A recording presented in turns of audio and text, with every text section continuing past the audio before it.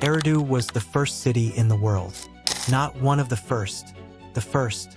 Long before Babylon, before the pyramids, before the word history even existed, there stood a temple built on the water, dedicated to Enki, the Sumerian god of knowledge and the deep. For more than a century, archaeologists repeated the same reassuring phrase. Everything surrounding Eridu is mythology. Tales invented by priests to explain the world. And then someone read the figures again. In the ancient Sumerian King List, 8 kings ruled the earth before the flood for 241,200 years. The first, Alyalim, reigned in Eridu for 28,800 years. Another reigned for 43,200 years. Then, a single line cuts the story in two. Then the flood came over, and on the other side of that line, the kings begin to live human numbers again. It's not just that the numbers are impossible. It's that they're written with a precision no one invents on a whim. And at the center of all that record is a god, Enki, who, according to a text that was stored away and miscatalogued for decades, did something the other gods had forbidden him to do. Before the water washed everything away, he left a warning, and he spoke through a wall. What you're about to hear isn't the version you learned as a child. It's the one that was underneath. If mysteries that almost no one dares to talk about pique your curiosity, stay until the end, because what you're about to hear doesn't end where you expect. What seems like a forgotten, dusty legend ends up pointing to something that's happening right now as we speak. Let's start with what we can actually see, because there's no need to invent anything here. The Sumerian King List exists, can be seen. The most complete version is inscribed on an object called the Weld Blundell Prism, a four-sided clay piece dating from around 1817 BC, which originally had a wooden spindle in the center, so it could be rotated and read from all four sides, like a document designed to be consulted again and again. Within that prism lie the names: Alyalim in Eridu, Enmenluana in Bad Tibera, 43,200 years. The 5 cities before the flood: Eridu, Bad Tibera, Larak, Sippar, and Shuruppak. 5 cities, 8 kings, 241,200 years. And then the cut. Now, the official explanation is simple and worth listening to carefully. The Sumerologist Thorkild Jacobsen, one of the leading 20th century authorities on these texts, maintained that these figures should not be read literally.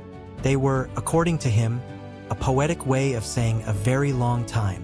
Rains were measured in Sumerian units called sar, of 3,600, ne of 600, and sos of 60. That is, a base 60 system, the same one we still use to count the minutes in an hour.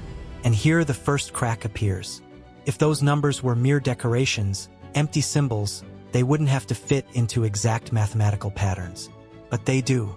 Almost all the figures before the flood are neat multiples of that sexagesimal system. Someone calculated them.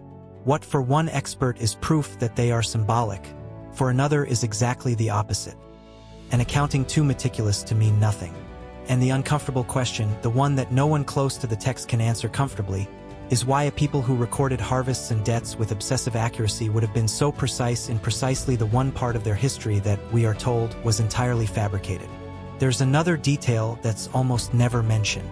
The pre-flood section, the one about the impossible kings, doesn't appear in all versions of the list.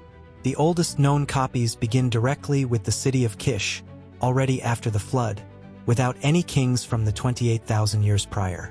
The section about the antediluvian kings seems to have been added later, at some point, by someone who decided that this story had to be there. Someone made the deliberate decision to place, at the very beginning of time, 8 kings and a flood. The question isn't just whether these kings existed. It's why someone so desperately needed them to exist. To understand why that matters, you first have to understand who Enki was, and why his name appears again and again at the exact point where the story gets strange. Enki was the god of Eridu, not the god of thunder or war, but something stranger to our modern understanding. The god of subterranean freshwater, knowledge, craftsmanship, and creation. According to the Sumerians, he lived in the Abzu, a freshwater ocean hidden beneath the earth. His temple in Eridu was called Abzu, which literally translates as the house of the aquifer, not the house of the sky, the house of what lies beneath. And that detail, which seems like just local color, is something you should keep in mind. A god whose power didn't come from above, but from a hidden boundary beneath the ground. In Sumerian stories, Enki played a curious role. He was the one who disobeyed. When the other gods made cold decisions about humanity, he was the one who found a loophole. While Enlil, the god of wind and authority, commanded and punished, Enki improvised solutions. The scribes described him as cunning, patient, capable of outwardly obeying an order while simultaneously betraying it. There is a text, the Instructions of Shuruppak, considered one of the oldest surviving pieces of literature in all of humanity. It is a father giving advice to his son. The father's name is Shuruppak. And the son? The son's name is Ziusadra. Remember that name because he is the man whom Enki decided to save when saving a human was, quite literally, illegal. This is where most of the versions you've heard go wrong, and it's worth pausing to consider. Almost all of us grew up with the same idea about the Great Flood. A sinful humanity, an offended deity, a punishment that cleanses the world, and a single righteous person who is saved. It's the template for the story of Noah, and we project it onto everything similar. It sounds logical. It sounds fair. The problem is that this part does not exist in the Sumerian text. When you read the Mesopotamian tablets carefully, the Sumerian flood tablet and its Akkadian counterpart, the Atrahasis, there is no moral judgment. Humans are not destroyed because they are evil. They are destroyed because they made too much noise. In the Atrahasis, the god Enlil simply could not sleep. Humanity had multiplied, the world had become noisy, and the decision to eliminate it is made with the coldness of someone switching off a bothersome machine. Read it again because it changes everything. The flood wasn't punishment. It was maintenance. There is no sin, no redemption, no lesson. There is a council of gods voting to eliminate an experiment that became inconvenient. And that vote, according to the text, was sworn to. All the gods pledged under oath not to warn the humans, including Enki. And if you want the detail that makes it even colder, there's the principle of Atrahasis. In that version, humans weren't even created out of love or divine whim. They were created to work.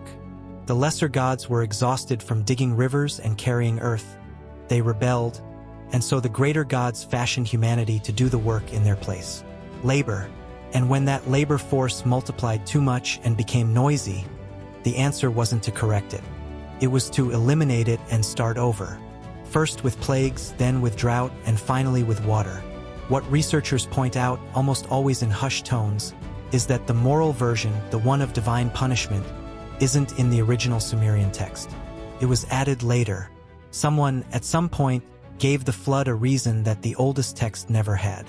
And if that's true, then the question ceases to be why God punished humankind. The question becomes something much colder. Who decided that wiping out humanity needed a noble excuse, and why?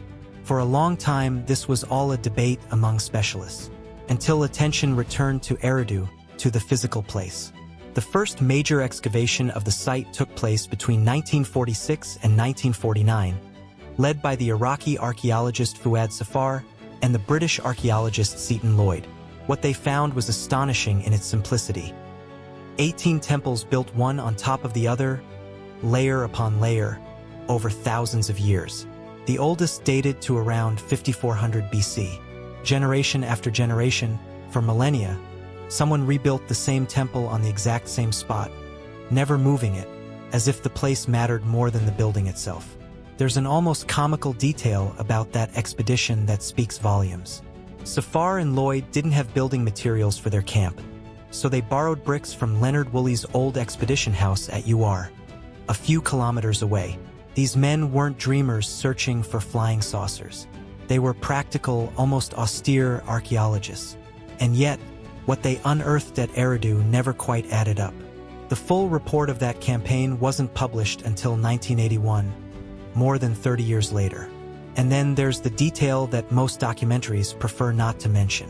Decades earlier, in 1919, archaeologist H.R. Hall recovered a fragment of manufactured blue glass in the area, dated to around 2000 BC, colored with cobalt. The problem is that this cobalt technique was considered much later and specific to Egypt. It shouldn't have been there in Mesopotamia yet. An object in the wrong place in the wrong century.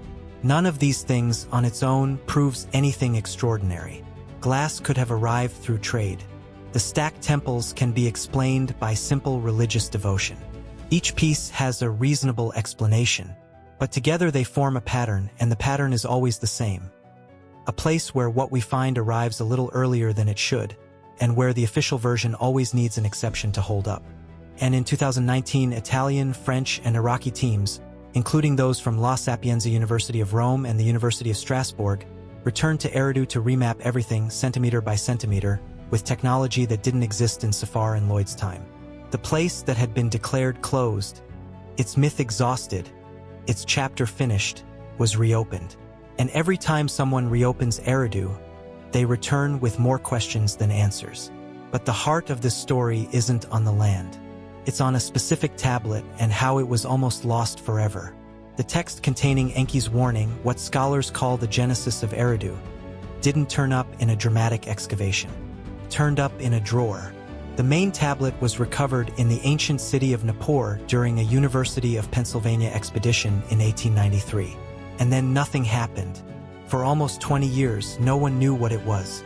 It lay broken, covered in compressed writing, filed away as just another mythological fragment among thousands.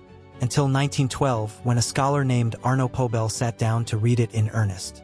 He published his findings in 1914, and what he discovered was bizarre even by the standards of mythology. 2/3 of the tablet are lost forever. What survives is barely a third.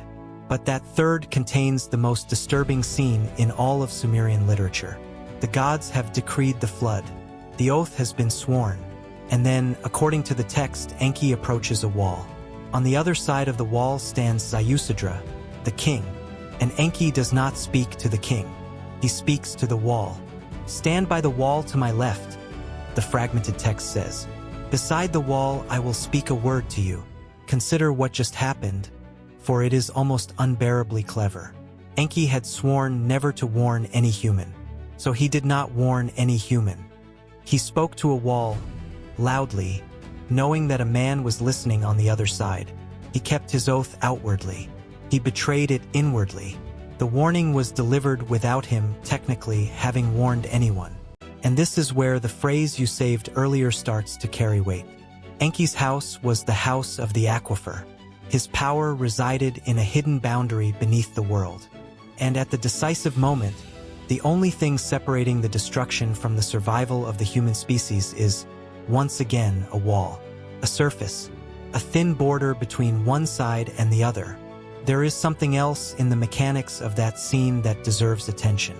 In the Akkadian version, the Atrahasis, the warning comes in an almost identical way. The god speaks aloud to a reed wall, to a hut, not to the person. 3 distinct traditions, the Genesis of Eridu, the Atrahasis, and the version that later appears in the Epic of Gilgamesh, repeat the same gesture. The warning is never delivered directly. It always passes through a barrier.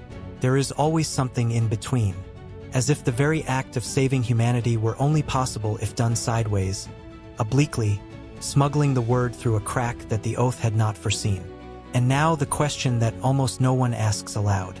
If Enki's warning was real, what exactly was he saving us from? The easiest answer is, from water, from the flood. But look again at the structure of the text. The flood doesn't just erase bodies, it erases time. Before the water, 8 kings and 241,000 years. After the water, the kingdoms collapse.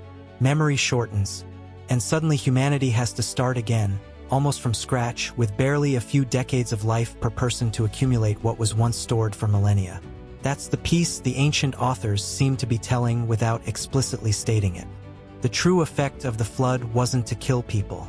It was to sever continuity, to break the chain of knowledge, to force each generation to rediscover the world from the beginning. And that's where the god of knowledge fits in. Think about it. Of all the gods in the pantheon, the one who breaks his oath, the one who risks his position, the one who saves a single man, isn't the god of love or justice. It's Enki, the god of knowledge, the only one who had something to lose if humanity's memory were completely erased. What Enki smuggled across the wall wasn't just a family on a boat. It was continuity, a seed of memory that the council had voted to eliminate. And this is where the name that divides the room comes in. In the 20th century, an author named Zecharia Sitchin read these same texts and proposed an idea that most experts categorically reject. Sitchin claimed that the Sumerian gods, the Anunnaki, were not symbols. They were visitors from another world, and that their reigns of thousands of years were real-time measured in the orbits of a distant planet. Let's be clear, professional Assyriologists do not accept Sitchin. They point out serious errors in his translations and remind him that he had no formal training in Sumerian. But notice what happens when Sitchin is dismissed. By rejecting him, the underlying problem doesn't disappear. The impossible figures are still there. The cobalt glass is still in the wrong place. The wall is still in the text. Dismissing a bad answer doesn't answer the question. It only leaves it without an answerer. And there's a detail that brings everything full circle in a way that sends shivers down your spine. Do you remember the instructions of Shuruppak, that text of a father advising his son, one of the oldest works of humankind? The father is Shuruppak. The son is Ziusadra, the same man from the wall, the only one who survived. And that entire text is, in essence, a desperate effort to pass on knowledge from one generation to the next before it's too late. Wisdom written down right on the brink of oblivion. It's as if the survivor of the flood, the one who escaped being erased, dedicated the rest of his life to a single task, ensuring that what he knew didn't die with him. And the warning, according to surviving accounts, never ended in the water. It ended with something closing. This is what changes, and it should be stated precisely without exaggeration. It doesn't change that the world was created in 6 days or that literal gods existed. That remains belief, not proof. What does change is smaller and more unsettling. For over 100 years, the word used to lock this whole thing away was a single one: myth. And myth functioned like a sealed door. The moment something is called a myth, it ceases to be investigated. It's filed away. It's put in a drawer, just as that tablet sat in a drawer for 20 years until someone looked at it again. But the same specialists who seal the door with that word are the ones who can't quite explain the out-of-date cobalt, the sexagesimal precision of figures they claim are pure fantasy, or why the oldest text about the flood has no punishment, no morality, no sin. Only a council that votes, an oath, and a god who found the crack. The Sumerian flood was never a story about God's wrath. It was a story about who controls a species' memory, and about what a single individual is willing to risk to prevent that memory from being erased. That is the warning that survived, 2/3 destroyed, inside a drawer for decades. It wasn't about water. It was about forgetting. And there remains one door unopened, one I will not cross today. If the flood was, as the text suggests, a way of resetting humanity by erasing its memory, then the question is not whether it has already happened. The question is how many times. So I'll leave you with the question that's truly keeping me up at night with this story. It's not whether the gods were real or whether Enki existed. It's this: how many things we learned as children as simple truths were, in reality, sanitized versions of something more uncomfortable that someone decided we weren't ready to know. How many doors were closed, not with a wall, but with a word? If that question got you thinking, then this channel is for you. We don't tell the easy versions here, the ones that fit in a textbook. We look for the one that was hidden away, the one that ended up in a drawer, the one someone preferred to call a myth so they wouldn't have to explain it. Subscribe and turn on notifications because the next story begins right where this one ends, with the single condition that, according to the Sumerian text, would make that sealed door open again. And when you hear it, you'll understand why no one close to that tablet wanted to sign their name beneath it.